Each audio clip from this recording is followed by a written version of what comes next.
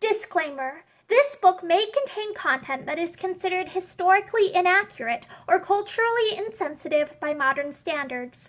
My hope is that by exploring old literature, we will better understand why people of the past thought the way that they did and understand the influences that shape their culture. This video is not intended for young audiences. Hi, I'm Morgan, and today I will be reading from Out of Door Book, which is the 7th book in a series or a collection of books called The Children's Hour, which was published by Houghton Mifflin Co. in 1907. My Froghopper Friend by Mary E. Bamford.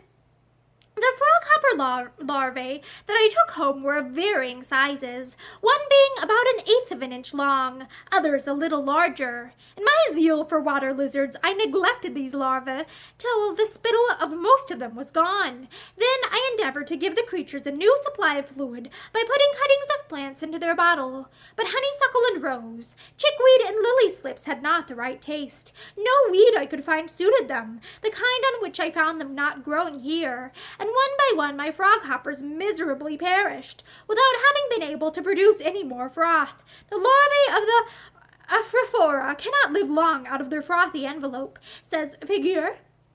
The last one died 5 days ago, I believe, after I picked the weeds the larvae were on, but the dabs of froth lasted during the first day or two, so that the larvae were not dry all of that time. However, on another day, beside that brook I found a mass of foam on a blackberry shoot, and, breaking it off, brought it home. The froghopper larva inside that mass proved to be larger than any of those I had previously found. He was dark, almost black, with a few light marks. Calling to mind Dieguer's experiment with a similar larva, which he compelled to make new froth, I resolved to imitate him. I drew my larva out of his bubbly world and tried to wipe him dry. Dieguer thought that the froth serves to protect such creatures from the heat of the sun and from attacks by spiders and other carnivorous creatures. The froth serves, too, I think, as a sort of drowning place for other little insects, as I found a small winged creature, perhaps a winged aphis, dead in the froth. I'd obtained for my larva a shoot of what I supposed was a cultivated blackberry, for I thought that he would not know the difference between the taste of that and the taste of the wild variety. My supposed blackberry shoot, however, was finally discovered to be a raspberry one, after I had wiped the froth from him as well as I could, so that, while not being exactly dry, he had not much moisture on him. He tumbled into the cup of water in which I had placed the shoot to keep it fresh. He descended to the bottom of the cup, but my rescuing finger was after him, and he clutched it and was saved. However, I did not wipe him dry after his involuntary plunge. I put him on the chute, and he speedily began work. With a constant bending of the hinder portion of the abdomen, little bubble after little bubble collected under him. Within 9 or 10 minutes he had quite a number, enough to make a small mountain of froth. Still, the whole upper surface of his body was uncovered. In 25 minutes from the time of starting, the froth had mounted so high that it began to touch his back. Some of the time he kept his head down to the blackberry shoot, as though he might be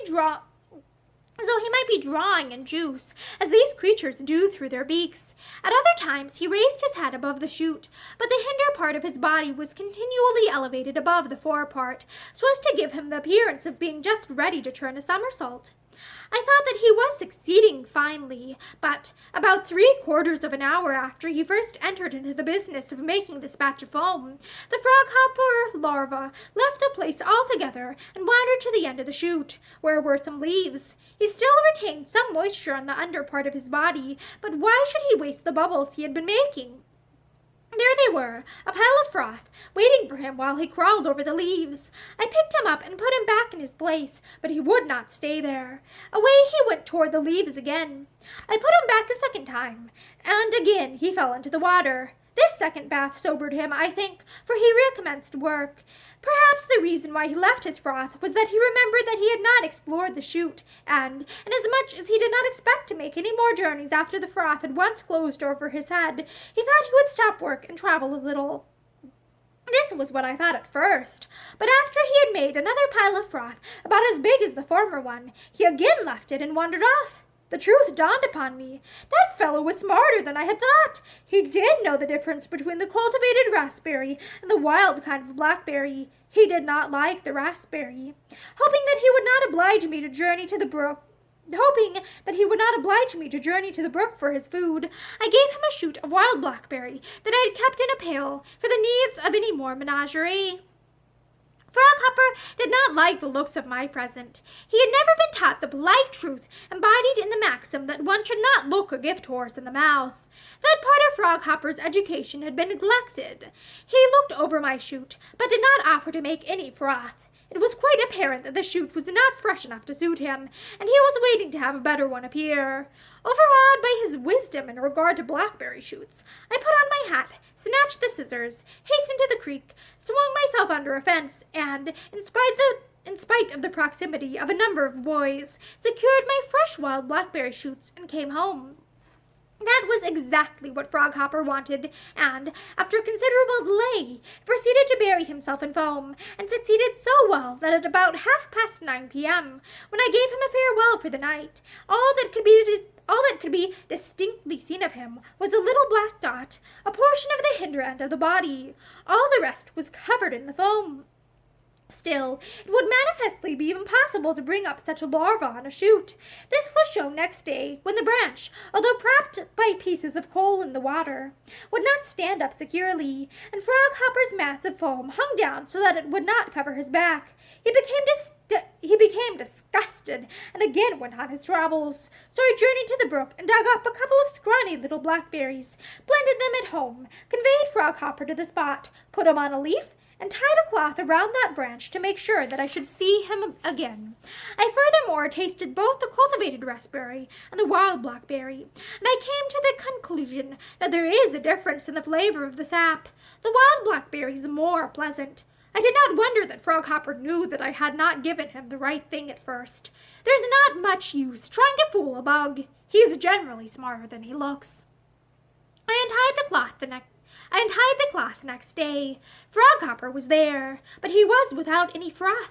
Disgusted with his tribe, I bundled him into a tin, took him to the brook, put him on a leaf of a blackberry vine, and gave him my parting blessing. Such bugs are nuisances.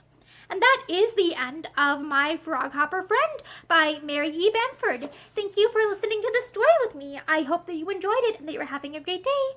Bye!